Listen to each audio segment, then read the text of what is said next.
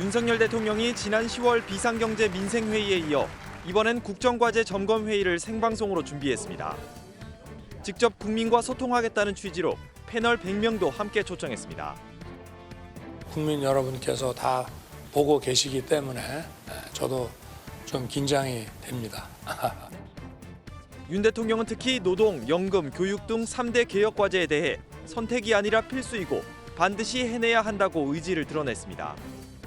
이 개혁이라고 하는 것은 인기 없는 일이지만 회피하지 않고 반드시 우리가 해내야 합니다.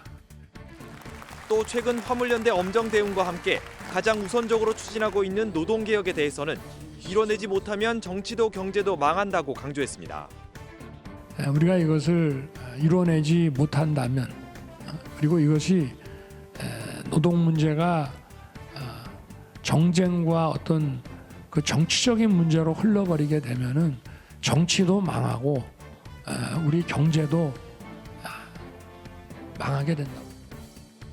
윤 대통령은 국민 패널들의 질문에 사안마다 직접 답변하고 부처 장관들에게 실시간으로 지시도 내렸습니다.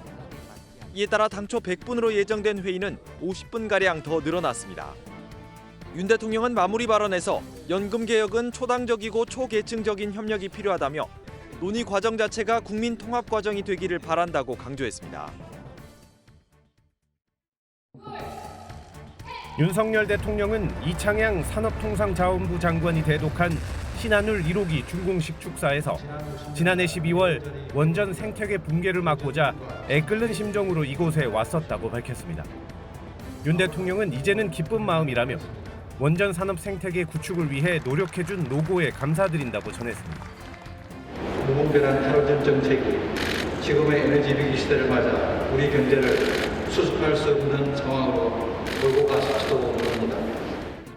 윤 대통령은 지난 정권에서 무리하게 추진된 탈원전 정책을 폐기하고 원전 정책을 정상화했다고 밝혔습니다.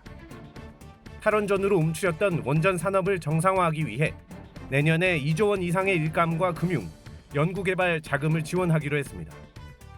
또 독자적인 소형 모듈 원전 SMR 개발에 4천억 원을 투자해 미래 원전 시장의 주도권을 잡겠다고 청사진을 공개했습니다. 신한울 3, 4, 5기의 경우 환경 영향 평가를 포함한 인허가 절차를 효율화해 내년 중 전원 개발 실시 계획 승인을 완료하는 등 2024년 착공을 목표로 신속한 건설 재개를 추진하겠습니다.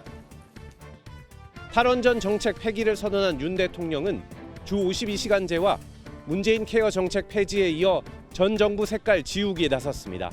지지율 회복세와 더불어 본인의 색깔을 더욱 드러내고 있다는 해석이 나옵니다. 정부의 정책자문기구인 미래노동시장연구회는 먼저 주 52시간 근무 체계를 바꿔야 한다고 제안했습니다. 연장 근로시간을 관리하는 단위를 현행 주에서 월과 분기, 반기, 연으로 다양화해 노사의 선택권을 넓히자는 겁니다. 주당 69시간에 달할 것이라는 장시간 근로 가능성에 대해서는 예외적이고 극단적인 상황이기 때문에 빈번하지 않을 것이라며 선을 그었습니다. 연구회는 또 연공을 토대로 정해지는 호봉제를 직무나 성과급제로 전환해야 한다고 권고했습니다.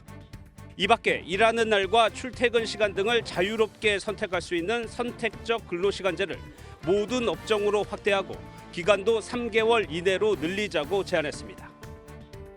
제안된 권고와 추가 과제에 시급히 대응하지 못하면 우리 노동시장은 경쟁력을 잃어갈 것이며 인적 자원의 역량과 가치는 위축될 것입니다. 정부는 연구의 권고를 전폭적으로 수용했습니다. 이정식 고용노동부 장관은 SNS에 노동시장 개혁을 본격적으로 시작하겠다며 권고문에 담겨있는 임금과 근로시간 제도는 이른 시일 내에 입법안을 마련하겠다고 밝혔습니다. 다만 한국노총과 민주노총이 전면 재검토를 요구하며 강력히 반대하고 있고 야당 협조 없이는 이루기 쉽지 않다는 점에서 난항도 예상됩니다. 보통 사람들은 병원을 1년에 몇 번이나 갈까요? 한 10번 이상은 가는 것 같아요. 아플 때마다 가긴 해서 한 달에 한 번은 가는 것 같아요. 정기적으로 가는 게 이제 제가 갑상선 약을 먹으니까 1년에 한 번 꼭 가요. 다 하면은 뭐 손가락 5개? 그 정도 갑니다. 심각한 지병이 있지 않으면 일반적으로는 병원에 자주 방문하지 않는 사람이 더 많아 보입니다. 하지만 1년만큼인 365회 이상 병원을 찾은 사람은 2,550명에 달하고 150회 이상은 무려 19만 명에 육박합니다. 실제 지난 1년간 통증 치료를 위해 일일 평균 5.6개의 의료기관을 방문해 2,050회의 외래 진료를 받은 사례도 있었습니다. 건강보험 재정의 건전화를 위해 정부가 무분별한 의료 쇼핑과 과잉 진료에 대해 칼을 들었습니다.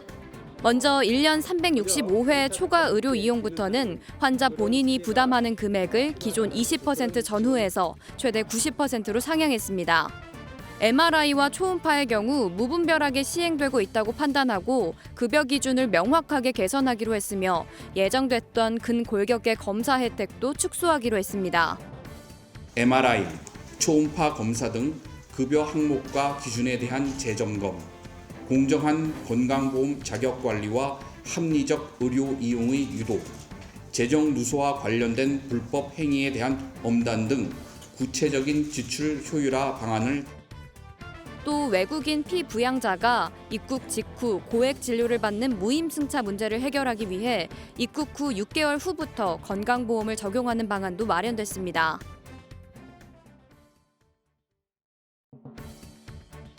문재인 전 대통령이 입장문을 통해 서해 공무원 피격 사건 수사를 안보 체계를 무력화하는 분별 없는 처사라고 강하게 비판했습니다. 입장문은 윤건영 더불어민주당 의원이 대신 발표했습니다. 안보 사안을 정쟁의 대상으로 삼고 안보 체계를 무력화하는 분별 없는 처사에 깊은 우려를 표합니다. 부디 도를 넘지 않기를 바랍니다. 문 전 대통령은 특수정보까지 직접 살펴본 후 판단을 수용했다며 그런데 정권이 바뀌자 부처의 판단이 번복됐다고 지적했습니다. 그러면서 근거가 된 정보와 정황은 달라진 것이 전혀 없는데 결론만 정반대가 됐다며 불쾌감을 드러냈습니다. 지난 10월 감사원의 서면조사 통보에 대단히 무례한 짓이라며 불만을 표한 적은 있지만 공식 입장을 밝힌 건 이번이 처음입니다. 서훈 전 국가안보실장의 구속심사를 하루 앞두고 입장문을 낸 것을 두고 윤건영 의원은 검찰의 보복성 수사에 대한 문 전 대통령의 생각으로 보인다고 밝혔습니다. 피격 공무원 유족 측은 이번 입장문으로도 당시 상황을 명확히 규명하는 게 불가능했음을 알 수 있다며 그럼에도 월북을 단정해 발표한 경위에 대해 철저히 수사해달라고 밝혔습니다. 국민의힘은 명확한 증거 없이 자진 월북으로 판단했다는 자백처럼 들린다고 맞받았습니다. 무례한 것은 명확한 증거 없이 국민의 생명을 월북무리로 희생시킨 문재인 정권입니다. 또 검찰 수사의 핵심은 정보의 조작과 왜곡 등 판단 과정에 불법은 없었는지 여부라고 강조했습니다. 대통령실은 문 전 대통령 입장문에 수사 중인 사안에 대해 언급하는 건 적절하지 않다며 말을 아꼈습니다. 검찰이 노영민 전 대통령 비서실장을 피고발인 신분으로 소환했습니다. 노 전 실장은 해양수산부 공무원 이대준 씨가 서해에서 피격된 다음 날인 지난 2020년 9월 23일 이를 문재인 전 대통령에게 처음 보고했습니다. 노 전 실장은 이보다 앞서 오전 1시에 긴급 관계장관 회의에도 참석했습니다. 검찰은 노 전 실장이 대통령에게 보고한 내용과 당시 상황을 비롯해 회의에서 나온 지시사항 등을 확인하는 것으로 전해졌습니다. 함께 회의에 참석해 컨트롤타워 역할을 했던 서훈 전 국가안보실장이 첩보를 삭제하라고 지시한 혐의로 구속 기소된 만큼 노 전 실장도 함께 이를 은폐하거나 사건을 이 씨의 자진 월북으로 몰아가려고 했는지를 추궁한 것으로 알려졌습니다. 지난 10월 이 씨 유족 측에게 직권 남용 등의 혐의로 고발당한 노 전 실장은 의혹들을 전면 부인하고 있습니다. 정보를 삭제하거나 수정하라는 지시를 했다는 일부 언론의 보도는 전혀 사실이 아닙니다. 우리 국민의 생명과 안전이 먼저입니다. 검찰이 노 전 실장에 이어 오늘은 박지원 전 국정원장에 대한 소환 조사를 진행할 예정인데 서해 피격 사건 수사가 정점을 향하고 있다는 분석이 나옵니다. 박지원 전 국정원장이 서울중앙지검에 피고발인 신분으로 출석했습니다. 박 전 원장은 해양수산부 소속 고 이대준 씨가 북한군에 피살된 다음 날인 지난 2020년 9월 23일에 열린 안보장관 회의에 참석했습니다. 검찰은 이 회의에서 박 전 원장이 서훈 전 국가안보실장으로부터 이 씨의 피격 소각 사실을 은폐하라고 지시받고 관계부처에 지시를 내린 것으로 보고 있습니다. 박 전 원장은 혐의를 강하게 부인했습니다. 저는 문재인 대통령이나 서훈 실장으로부터 어떠한 삭제 지시도 받지 않았고 또 제가 원장으로서 우리 국정원 직원들에게 무엇도 삭제하라는 지시를 하지 않았습니다. 박 전 원장은 피격 사실을 공개했을 때에 파장을 분석한 국정원 보고서가 있었느냐는 물음에 국정원법 위반이라며 답하지 않았습니다. 검찰은 이 씨의 피살 사실이 외부에 알려졌을 때의 파장을 분석한 국정원 문서를 확보하고 문서가 작성된 경위도 조사할 예정입니다. 유족 측은 문 전 대통령에 대한 고소장을 제출했습니다. 대한민국 국민이 북한에서 생존할 당시 즉시 구조 조치를 했어야 함에도 불구하고 아무런 조치나 지시를 하지 않은 점을 이유로 문 전 대통령을 직무유기 혐의로 고소합니다.